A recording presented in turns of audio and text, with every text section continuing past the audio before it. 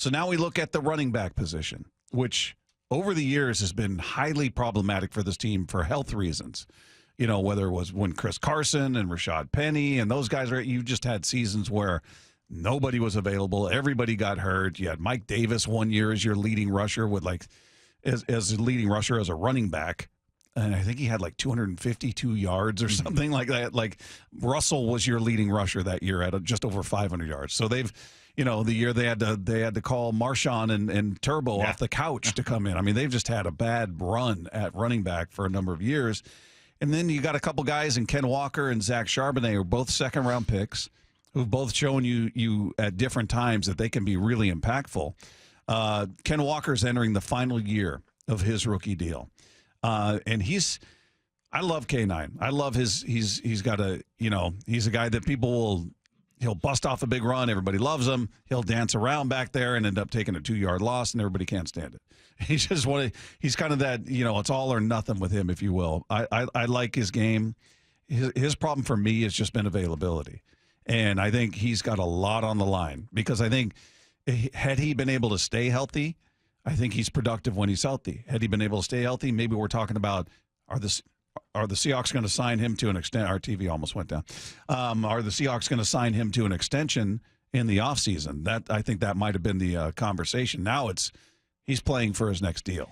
Yeah. After 2022, no-brainer. I would have thought no-brainer that Ken Walker, you are signing. What a good pick. Second-round pick. He comes in. He has a stellar season. What worries me is that concerning trend, Bob, that you mentioned, the availability, because he has missed more games each year. Yeah. So it went from 2 in 2022 to 2 again in 2023, 6 this past year. He missed 6 games, and what concerns you, he missed 6. They were I got him for 5. Various injuries. Pro Football Reference has ESPN's got him at 12. So didn't play against the Patriots, Dolphins, Cardinals, Packers, and then Bears. I think he got hurt, and then Rams. And he didn't play against the Rams because he was on IR. So anyway, more. Yeah, so he misses a handful, and 3 different injuries. So ankle, calf, oblique that caused all those. So just his style, it lends itself to getting injured. And I hate that we did have this conversation with Rashad Penny, too, because we loved Rashad Penny. He had one of the best interviews I've heard with you guys where he came on and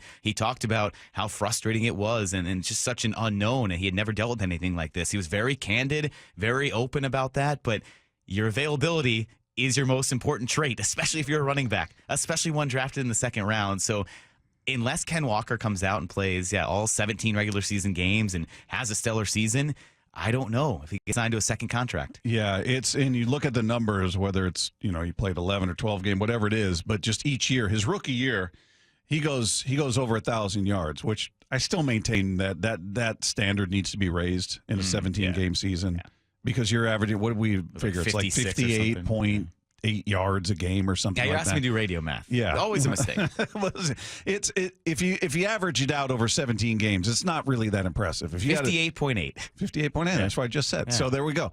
So yeah, if your running back's giving you 58 yards, you're not coming out of that game going, "Oh, what a game by this guy." No. So we got to raise that standard. Separate conversation. But he goes over 1,000 yards as a rookie, 9 touchdowns. Then you look the next year, played in the same number of games, according to ESPN, 15 games. But he had 905 yards and 8 touchdowns. So 1 fewer touchdowns. He's about 100 yards less, a little less. Then this past year, obviously, decidedly fewer games. He missed more time than he had in the previous 2. 573 yards, 7 touchdowns. And you look at the average per carry, 4.6, 4.1, 3.7. All the numbers are trending the wrong way. And the most important number that's trending the wrong way is the games played. So this is, to state the obvious, a crucial year. He's entering the final year of his rookie deal. You got Zach Charbonnet on the other side, who's entering the 3rd year of his rookie contract, also a second-round pick. I think this year maybe gave this coaching staff or this organization some level of confidence that, all right, we've got a very viable option when K9's not there. In Charbonnet, who played in 17 games, didn't have he had 135 carries. He didn't have a ton of carries.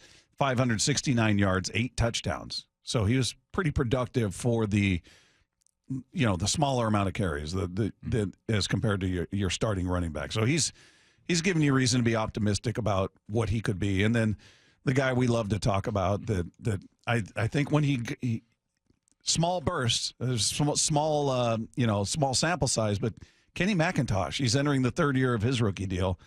I like the guy. I don't know if he's a number one back. I don't know if he can be a primary back, but man, he's a nice changeup, and there's some electricity to the way that he plays. I'd love to see him get more of an opportunity. I think that's a huge year. I think of these three, it feels like the safest is Charbonnet. I feel like Walker's got something to prove in terms of availability, durability.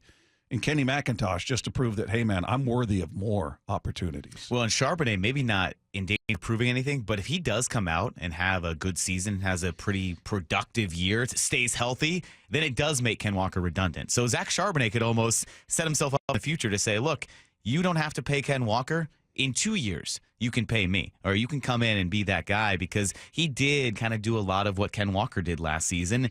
And, we don't know. The big X factor, of course, is the offensive coordinator. Ryan Grubb at times, I'm not even going to say the word, bafflingly went away from Ken Walker. You used to say a word, you go, uh-oh, that's not going to come out correctly. I like how you sounded out. That was bafflingly. The 5 carries against the Giants, so he just had the run game disappear at times. And maybe that's also part of the problem. But yes, the injuries for Ken Walker were a big issue last year.